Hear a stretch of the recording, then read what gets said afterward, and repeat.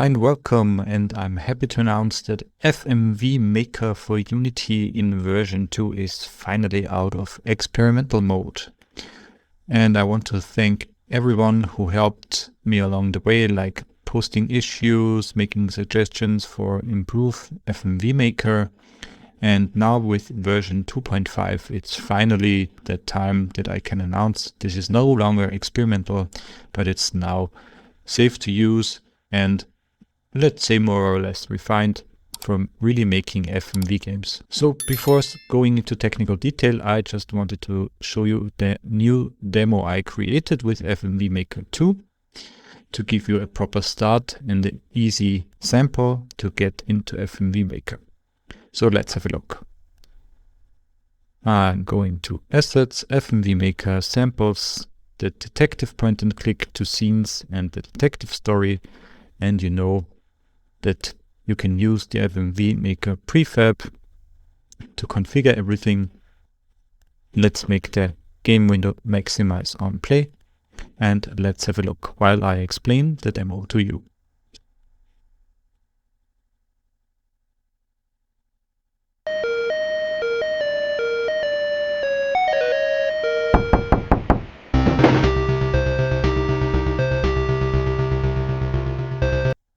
I press M to mute the audio, and as you can see down here with the star, this is Gemini created, so this is an AI video.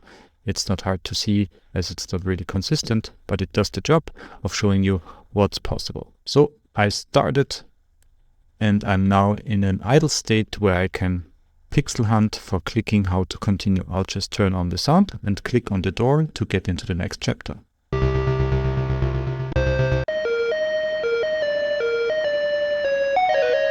I need your help, Eagle Eye. So I continued to the next chapter, and now we can see that I'm again in an idle state where I can choose out of 3 options how to continue. I can just spoiler you, the desk is one of the clickable options, the windows is one of the clickable options, and the door. So let's go with the door for now.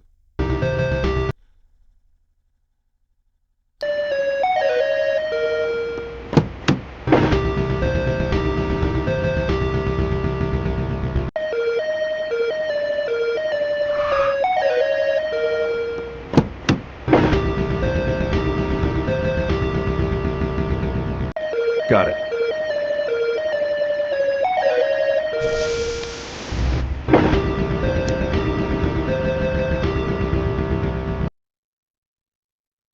And that was basically the game. It's like a few states where I can choose out of options, a few videos that play one after another, and as soon as we reach the end with a to be continued, we've played through the whole point and clicking.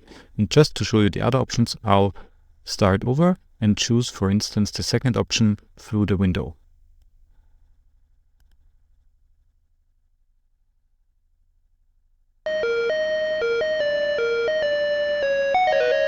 I'll just skip the video, click on the door, skip the video again, and now I can choose out of 3 options. I'll just turn off the sound so it's easier for you to hear my voice. And I'm clicking on the window. Got it.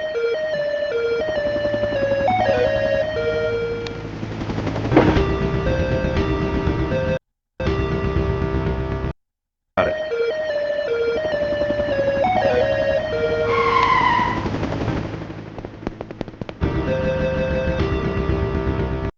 Got it.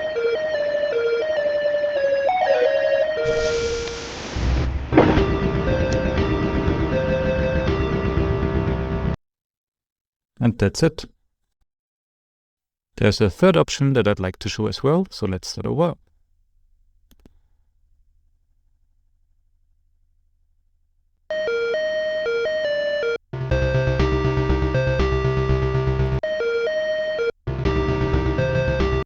Got it.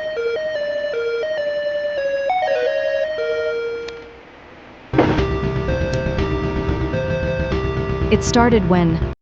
Got it.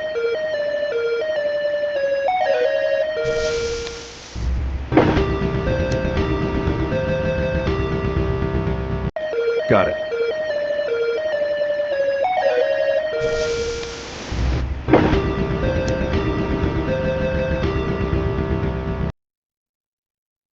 And that's the simple demo for FMVMaker 2. Let's check out the graph. Let's maximize this and let's have a short look how that's done. So first of all, we have the start FMV mode going into a video node, which will just be the officing tool until the door knock appears, and to have the player now click, or we're waiting for the player now to click something. We have the idle video in the office idle intro node, and it's looping, so there are no items involved for that. And one simple block node which will place the button on the screen directly over the door. We'll have a look at that in a moment.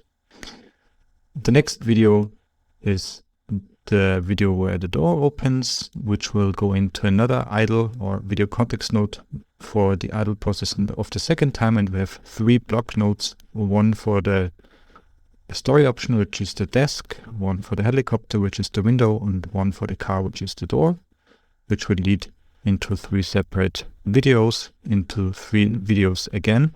You can even combine these 2 by just video cutting, like cutting that video and that video into one, but I just wanted to show that playing videos one after another is possible to make it easier for content creators to have more separated content or to reuse content maybe in another time. And they all 3 go into the same video where the main characters depart from the arrival hall into a Japan-inspired country, and this is where the game ends. This graph, this sample, is everything that's within here. Here are the videos in the detective point and click folder. There is the scene, and there is the graph. And for debugging purposes, which will be very important for you if you're creating games, you can go to the FMVMaker game object and, for instance, show the UI buttons and show the label texts. And if you now click on play,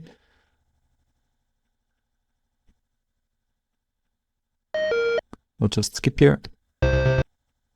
You see that there is a button and a label, which will help you debug if you're not quite sure where the object is placed. And even for games where you, for instance, want like labels or descriptions showing the player the way, you can just disable this button.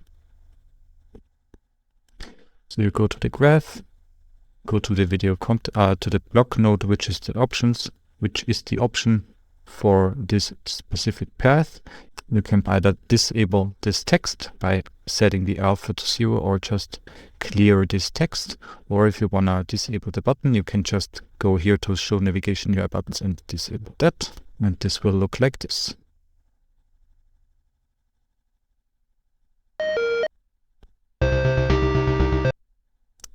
You can see here that there is the door label, but I can still click the button although the visuals are disabled. And the next scene is happening. Or if you don't want to show the label text as well, you can just unclick that or go to the graph and set the alpha of the text color to 0. This may also be an error if you don't see the text. Make sure that the alpha is cranked up. And let's check that one more time.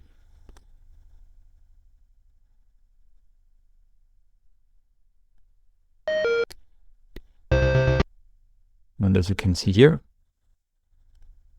there is no text, there is no button, but I can still click it and the next thing is happening. If you wonder which buttons I press for skipping, for muting, for playing and pausing, you can check the input provider button here. Open the input provider folder, open the input system actions, and you can see play, pause is P on the keyboard or a touch on the touch screen. Skip is K on the keyboard or a press on the touch screen, press and hold. And mute is either M on the keyboard or like a double tap on the touch screen. That even worked for a standalone build, which I can show you here. And as you can see here, this is working full screen. And I can click the button to continue here. Zack. And the only difference is that I didn't use an idle screen for that. So I will press Alt F4 to quit it. And we're back in the editor. And for something that was recommended, the video context time node. This is just a separate node. It's working very similar to the video context node, but it has a default output, which is carried out after the time passed. It's like a QuickTime event video thingy where the time that the player has to choose an option is tied to the to the length of the video. And let's just have a look. There is a bar down here, which is under FMV UI, FMV canvas, the timed interaction countdown image, which has a separate script on it. And let's open the sample scene and have a look.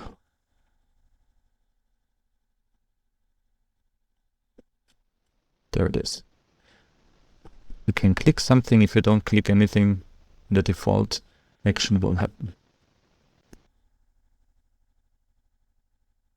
There's this one, which is in the upper right, and this one in the lower right.